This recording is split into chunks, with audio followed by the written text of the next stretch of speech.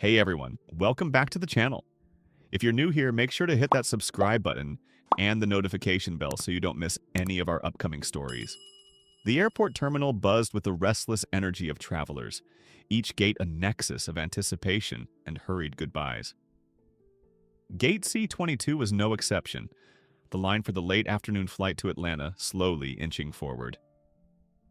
Mr. Harrison, a well-dressed businessman in his late 40s, tapped his foot impatiently, his leather briefcase clutched tightly in his hand. He glanced at his expensive watch for the fifth time in as many minutes, a frown creasing his brow. A text message from his office pinged on his phone, but he dismissed it. All that mattered was making it to Atlanta for his important conference call. The gate agent's voice announced the start of general boarding. Mr. Harrison sighed audibly. As the line began to move, a young black man approached. He was casually dressed in jeans and a hoodie, carrying a backpack slung over one shoulder. He looked tired but polite, his eyes scanning the crowd. Several people made way for him, offering small nods. Mr. Harrison, however, narrowed his eyes as the young man walked past him. "They let just anyone board early these days," Mr. Harrison muttered under his breath, loud enough for the young man and a few others nearby to hear. The comment hung in the air, sharp and unpleasant. A woman with a stroller frowned, and an elderly gentleman shook his head slightly. "What would you have done if you witnessed this? Let us know in the comments below." The young man paused for a fleeting moment, his shoulders tensing almost imperceptibly. He didn't turn around. He simply continued walking, presenting his boarding pass. Mr. Harrison smirked, pleased with his remark. He looked at the man behind him, expecting a shared chuckle, but the man avoided eye contact. Boarding continued in an atmosphere thick with unspoken disapproval. As Mr. Harrison stepped onto the plane, he noticed the young man a few rows ahead, stowing his backpack in the overhead compartment. He then took his seat by the window, his gaze fixed outside. Mr. Harrison settled into his aisle seat, loosening his tie. To him, this was just another minor inconvenience of travel, a story he might later recount with a touch of self-importance. However, the subtle reactions of those around him, the almost palpable shift in the atmosphere in the boarding line, left a faint, nagging feeling at the back of his mind. He shrugged it off. More pressing matters awaited him in Atlanta. The flight attendants completed their safety demonstration, and the plane taxied onto the runway. Mr. Harrison glanced forward again. The young man was still looking out the window, his expression unreadable. "People are just too sensitive," Mr. Harrison thought dismissively. He reclined his seat, closed his eyes, and tried to relax as the plane ascended into the evening sky. Little did he know that the next morning, a news report would shatter his assumptions in a way he never anticipated. The seatbelt sign chimed off. Passengers reached for their devices and snacks, eager for distraction. A few rows behind the young man, a middle-aged woman with kind eyes kept glancing at him, a thoughtful expression on her face. A teenager across the aisle fiddled with his phone, occasionally looking up. The air in the cabin felt strangely heavy. The young man didn't open a book or turn on his phone. He simply sat there, looking out the window. Inside, however, a familiar weariness settled over him. He was used to these small, stinging encounters, the casual assumptions and dismissive remarks that seemed to follow him through life.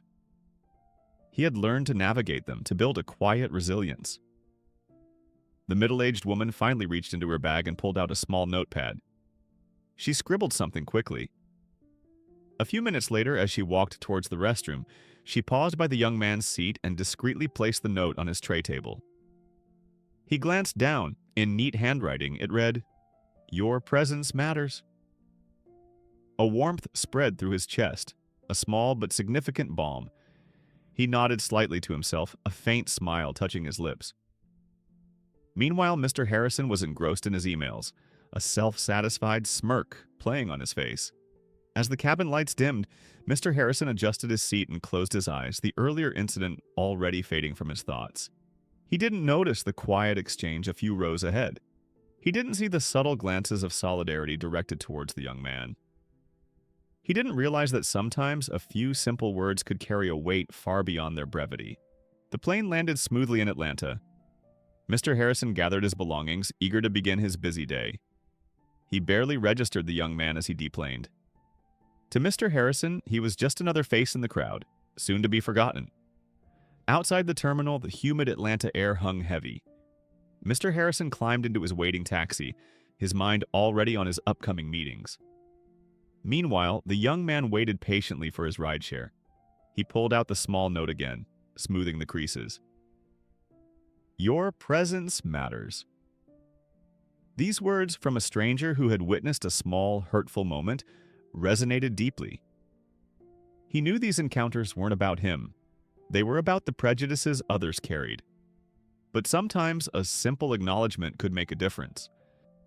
The contrast between Mr. Harrison's obliviousness and the young man's quiet dignity couldn't have been starker. One moved through the world with an unconscious sense of entitlement. The other navigated it with a quiet strength born of experience. Neither knew that the next morning a local news story would unexpectedly bridge their disparate worlds. The next morning, the Atlanta sun shone brightly as Mr. Harrison sat in the hotel lobby, scrolling through his newsfeed while waiting for his colleagues. He skimmed headlines about business and politics, his mind already focused on the day ahead. Then a local news story caught his eye. Community leader recognized for youth mentorship initiative. The accompanying photo showed a familiar face, the young man from the plane. Curiosity piqued, Mr. Harrison clicked on the article. His heart gave a slight jolt. The young man, whose name was revealed as David Miller, was being lauded for his tireless work with underprivileged youth in Atlanta, providing guidance and opportunities. The article detailed his dedication, his inspiring personal story, and the significant impact he was making in the community. As Mr. Harrison read on, a wave of unease washed over him.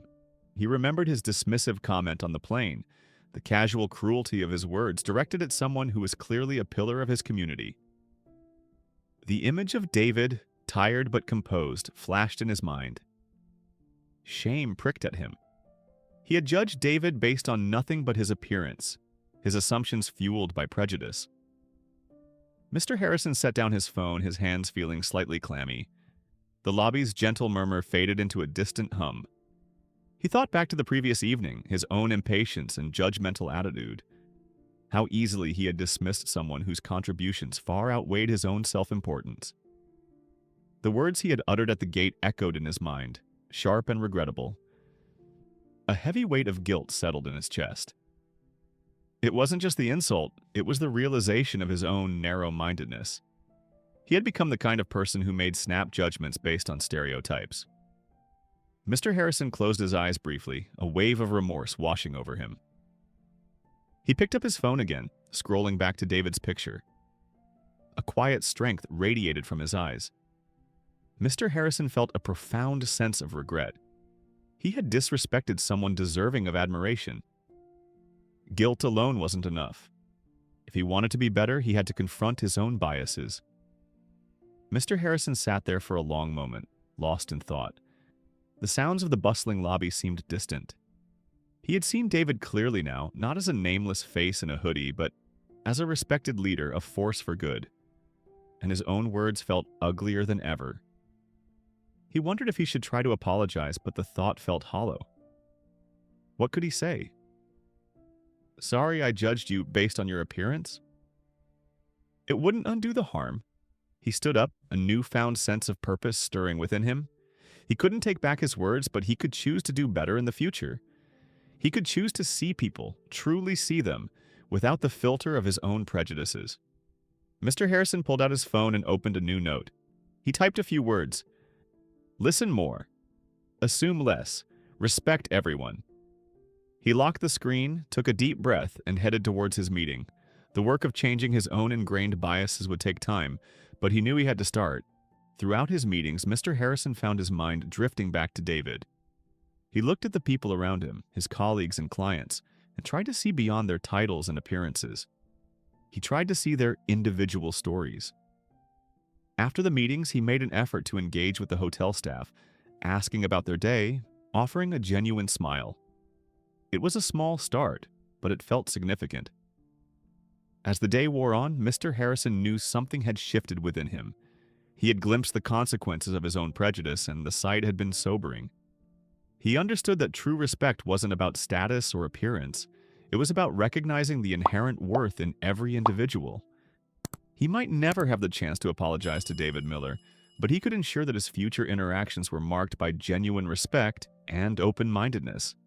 And that, he realized, was a start. Thank you so much for watching this story. We hope it made you think. If you enjoyed it, please give it a thumbs up and subscribe for more thought-provoking content. We release new videos regularly, so hit that bell to stay updated. Thanks again for watching.